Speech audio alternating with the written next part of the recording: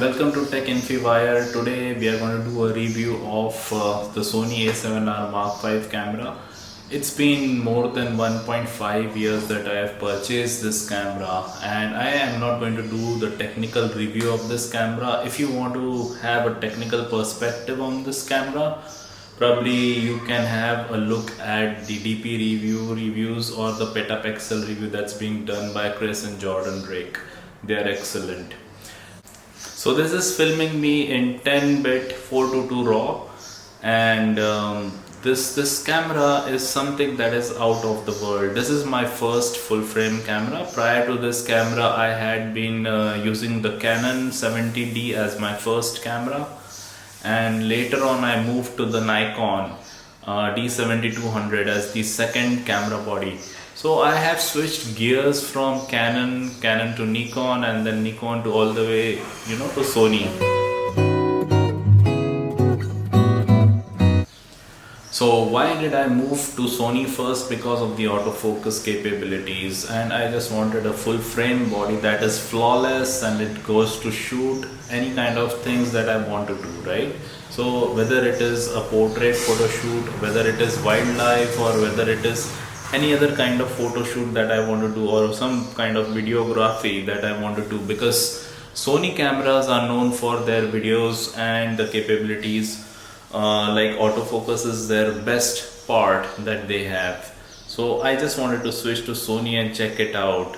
So this is how I came to the Sony A7R5, which is really a fabulous camera. Features a 61 megapixel full frame back illuminated CMOS sensor, which is a very good sensor. So mind you, it's not a new one. This is the same sensor that we had previously seen in the A7R Mark IV, but now it has got all the improvements and other things that you might expect from a newer camera body post Sony A1. So this has got the new menus that I really appreciate from. Alright, so what does this camera have to offer to me as a photographer? Basically, I am a hobbyist photographer and I want to photograph birds, wildlife, and some landscapes sort of things. Even I do some casual portraits and some filming for my kids, my wife. So those kinds of things is what I intended to do with this purchase of my camera. And to tell you the truth, I think this camera is a very nice addition to my gear system, and it does all the things that I want to do. Some people might say that this might not be a wildlife or birding camera because you need faster burst and shooting speeds. But that's not the case that I have witnessed so far. So if you are on a high plus and you do some kind of a compressed raw shooting, you can easily get 10 frames per second. And this is also with the autofocus on. That's too much for me, I believe, because 61 megapixels, that's churning out a lot of data, and that data is also going inside the memory cards, and all kinds of things are being done with it, right? Back in the days in 2012, if you have heard about Nikon D300S,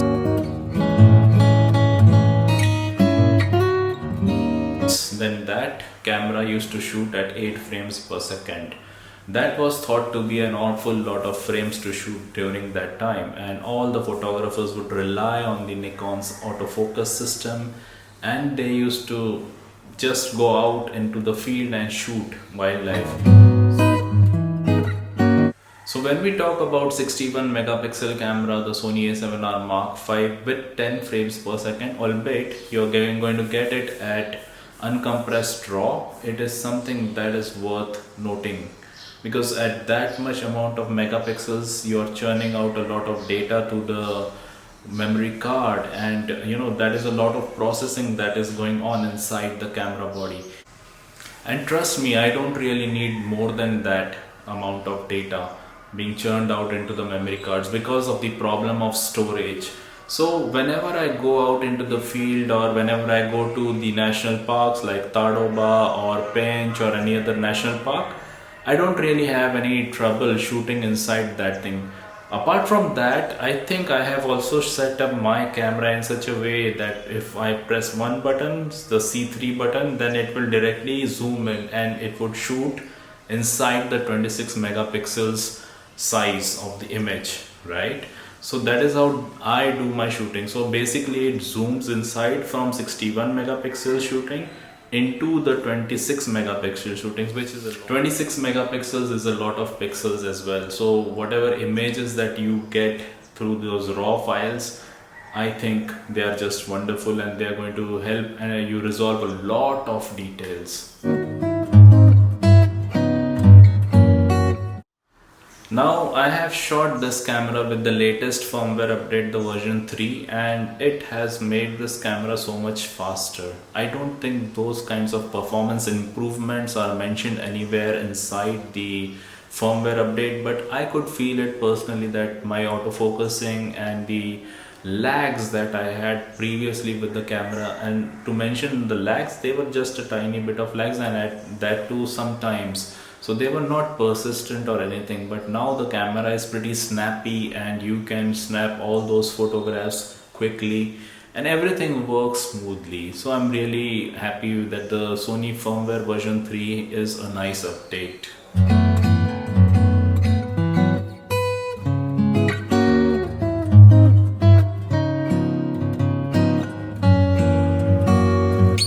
Oh, hi. So again, what else do I do with this camera? So I have been using the Sony 35mm f1.8 lens with the camera, and it just pairs fantastically with the camera. Also, I've been using the 50-400mm lens, the Tamron version of it on this camera, and it works flawlessly. So all the wildlife shots that I have shot till today and the other things, most of them are with this lens. So I even hired the Sony 200-600mm lens for this camera, and the autofocus is really uncanny.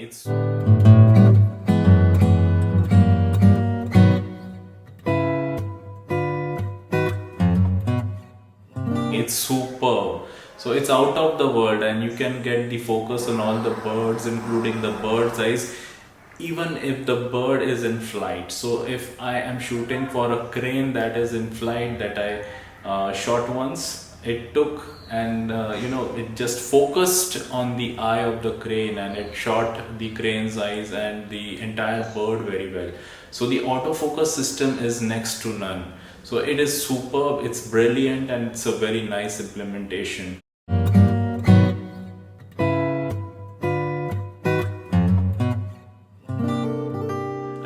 What the AI does to this autofocus system, but it is something out of the world.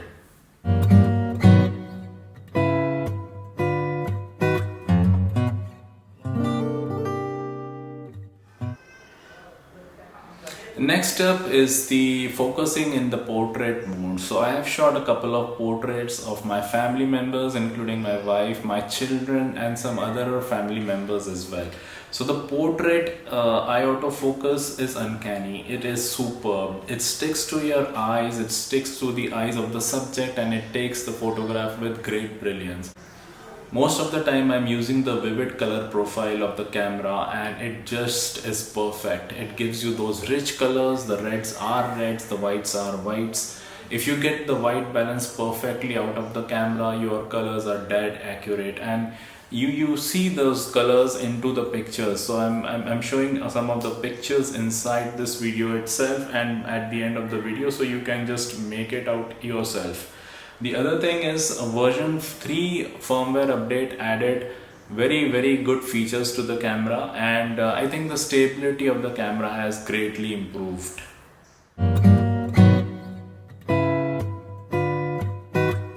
Coming back to the camera body and design, I think it is a very small and compact camera, good for my size of hands, and it shoots perfectly. I mean, the body is totally magnesium alloy, the buttons are well arranged, and the layout of the dials and everything is perfect on this camera.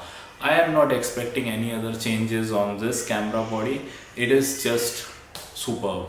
I find the grip very nice to hold on, and I don't have any issues with my pinky. So I think This camera body works great.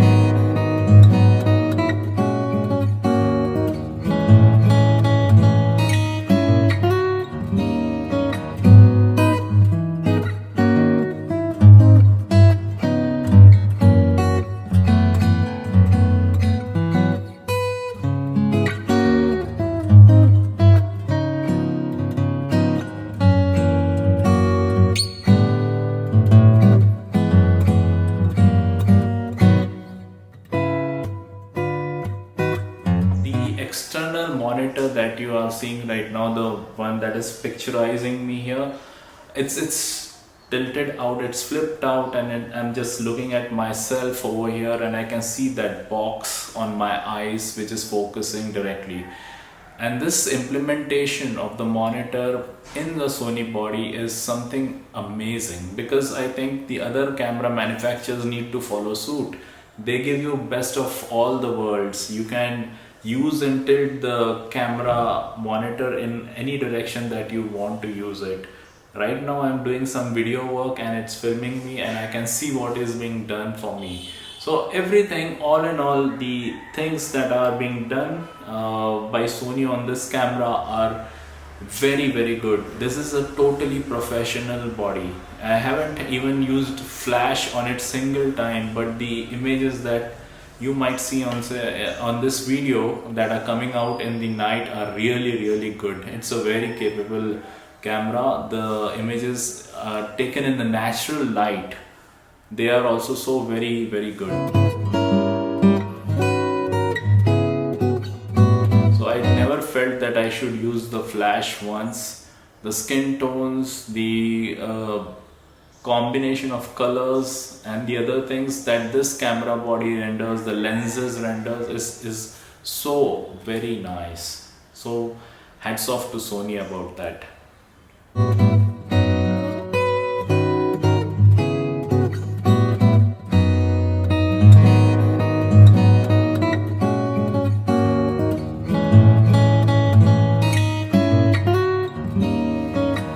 Sony has done some magic with the autofocus on this camera. It never misses out. Okay, let me phrase it that way. It does miss out sometimes, but it is 90% perfect.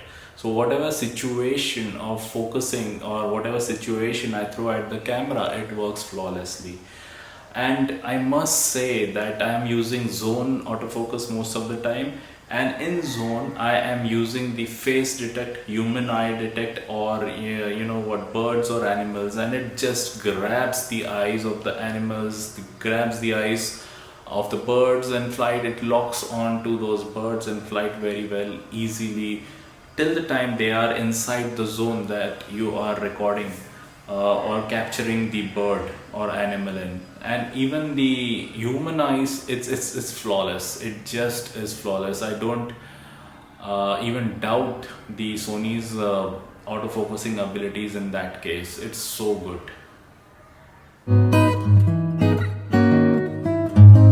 For small birds that are inside the bushes or somewhere inside the branches of trees or somewhere else, you need to use the small autofocus point, and then you need to focus on those birds and animals so that they get captured.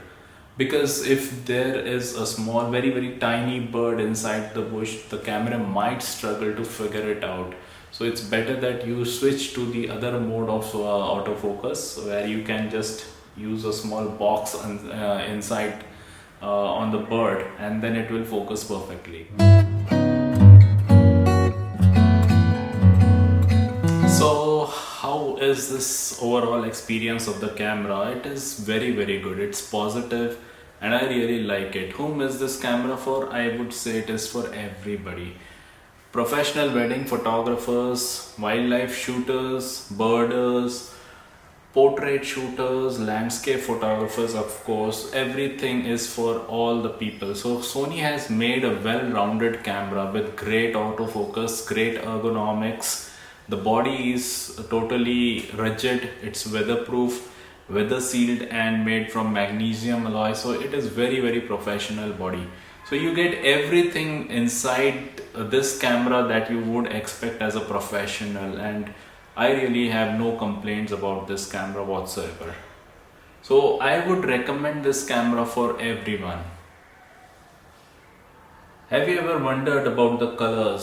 So mostly I have already thought about a lot of color systems in different cameras, the color science that is being reproduced by Canon, color science that is reproduced by Fujifilm cameras, and some color science that is being produced by Olympus cameras.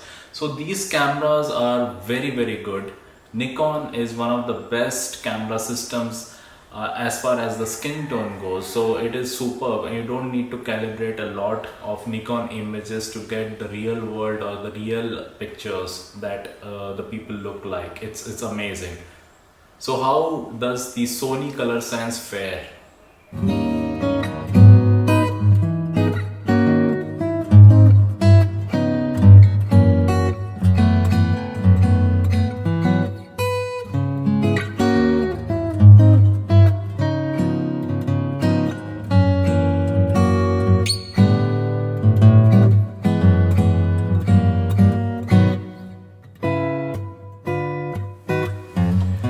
Now Sony has done a very good job with this camera, and their recent camera bodies are very good as far as the color goes. So they are almost perfect. So let me tell you, like, this camera has the auto exposure over here in front of it. That's not exactly the auto exposure, you would say the white balance calibrator or calculator that's available over here in the sensor. It does a very good job. So basically the colors reproduced by this Sony body, if you are choosing the right picture profile, are going to be accurate and very well saturated. Currently I am being filmed in the PP11, that is a Cinetone picture profile, which comes out naturally without much ado to do some kind of a color grading to the footage. So I believe this profile is simple for people who are non-nerdy like me, who do not want to sit in front of the computer and color grade their videos, although it is necessary these days because you have been given the facility to do it. But I really hate that thing. I want to get everything right inside the camera. Although I do edit some of my images, post-processing is inevitable in this camera, and I think, but that really is something which has to be done to achieve a lot of things properly in the photo. For the footage, I believe what's done right inside the camera is something very good, and this camera does it very nicely. I'll show some of my quick autofocus settings. You can just have a look at those, and you can utilize something if something suits you and your style of photography. These are the shootings modes that I have utilized right now. So I was in the video shooting mode here, you can see it, and these were the settings that I choose to do, like 25p in manual mode, 1:160th f2.8, PP11 auto white balance, and ISO was 320.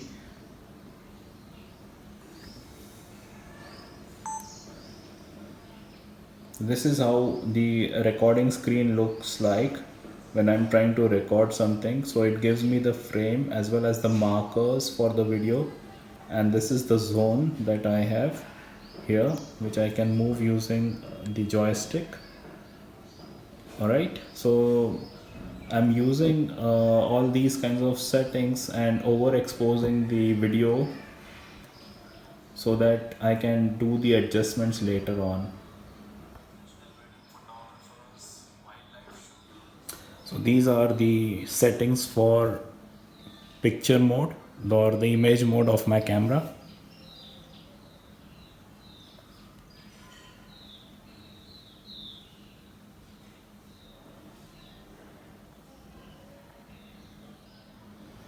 I usually shoot in JPEG and RAW mode, and the image quality settings is set to full, like 60 megapixels. Aspect is 3:2, and I'm shooting XAVC S1 4K, and these are basic settings that I have for movies. The frame rate is 25p, and this is the recording setting here.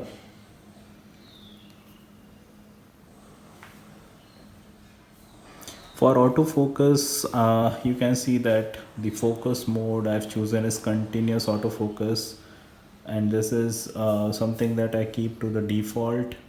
I do not want to mess up a lot of settings. Well, I know what these do. I also customized this button over here, autofocus lock, autofocus on to back button autofocus, but I could not find a lot of difference for my style of photography. So I changed it back to the original version, the way it used to work. The peaking display and focus assistant, everything is on. Subject detection is also turned on with human as the subject right now. But if you come back to this, then you can see that if I click on the dial, the down button on the dial, it circulates between the recognition targets. So it's bird, human, or then animal slash bird. So these are the three recognition targets that I basically prefer to shoot when I am out on the field. So I've had the custom dial, customized for those options. And yesterday I went out inside one of the fairs and I tried to do some kind of a different photography, slow shutter speed photography, and I've taken a couple of images which I would be showing you here.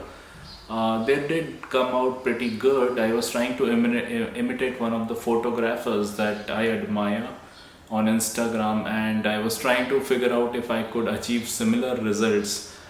I think I will need to spend some more time if I want to do that. Basically, I was there 60%, but I still need to find out better perspectives of slow shutter speed photography, and I'm going to learn that one as well. So that's something that's on my cards and it's going to come up. With that said, how about the battery life on this camera? So battery life of this camera is good, but it's like, I would say, above average a bit, and you would require 2 to 3 spare batteries if you want to do a complete day shoot. It also depends upon how you do that shoot. Basically, I turn off the camera when I've taken some pictures unless and until there is something interesting going out in the field. For example, if I'm on a wildlife safari, I'm in my safari vehicle, then probably I would just have a look at the animals. If there is something that's interesting, I would snap the photos, turn it out and click the photographs. But if there is something normal that's going on, then I would better turn off the camera. This saves a lot of battery. So battery is very important. You must get a couple of spare batteries if you want to do a complete shoot for one day. And if you're using your camera aggressively, you're trying to find out every single footage and reviewing it post you have taken it inside the camera, then you would require at least 2 to 3 or maybe 4 spare batteries. We talked about the color profiles. On my website, I have one article where I have written how you can achieve the colors like A-cross film simulation or the other kind of film simulations for Sony, the ones that are available in Fuji bodies. So you can do that, and you have plenty of adjustments for each picture profile inside the camera, and you can do all kinds of adjustments to color, increase the saturation and the weight of everything inside the camera body. And once you snap the photos, you might expect that the colors and the other kinds of tonality, mid-tones, highlights, everything might look like how you might want it to be.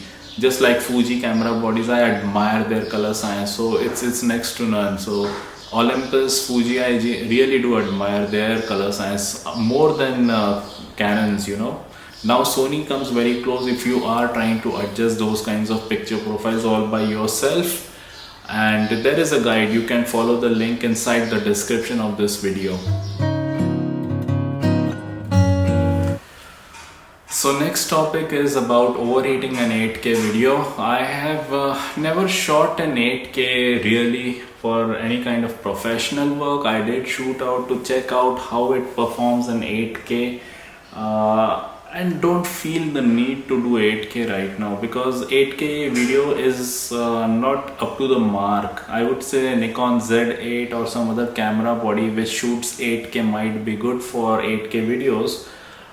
This camera's 8K video or footage will have some jello effect because of the inherent reasons that it is only supporting it till 24 and 30p, and there are some other reasons that due to which the sensor, basically it's not stacked sensor, and you do not have a global shutter, so it might be something that might cause some kind of issues to you guys, or if you are into 8K footage, this camera might not be of much help to you.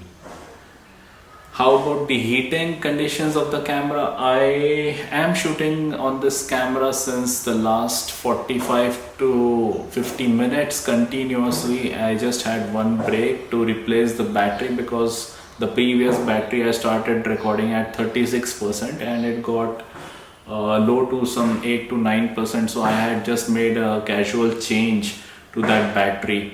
Nothing critical on that part, but the body does get warmer when you are shooting 4K. This video is at 25p, so it does get warmer, and but there is no warm heat overheating or kind of an message that says that you need to shut down your camera. So it's a good camera for shooting video. The work that I am doing right now, it's very good, so it's perfect for that kind of photography, videography work. So that's about the 8K and the overheating of the camera. One thing that I just missed out was the multi-shoot, multi-pixel shoot that the camera is capable of doing. That is basically shooting multiple images overall, like 8 to 16 images, and shifting the sensor a bit and doing that gigantic 240 megapixel image.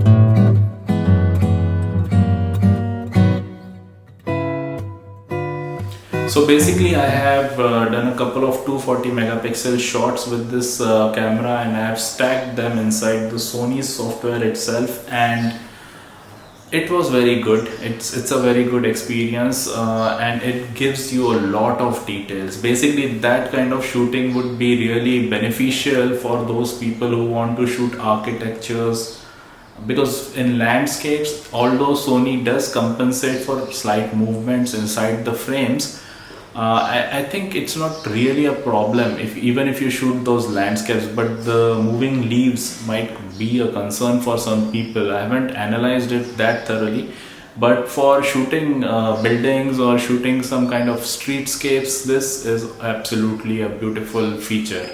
Although you would require a tripod, you cannot handhold it just like what and how Olympus supports, but this really works well. I have taken certain pictures, and they have really come out fully detailed and packed with a lot of information. I might try to add those pictures as well here for you to just have a look at and analyze. The images that I had taken were of the buildings that were several kilometers away from my house. So I went up the terrace, and I just focused on one of those buildings and I took the shot. So considering that like 61 megapixels and the entire shot, they were really fantastic, full of details and everything. And just to mention you one part, before you go into much detailed analysis of the images, those images were taken at around in the evening, like 6:30 in India. So by that time, mostly the sun is already setting and you have that golden light, all things gone, so it's like almost sunset. So just keep that in mind when you are trying to analyze those images.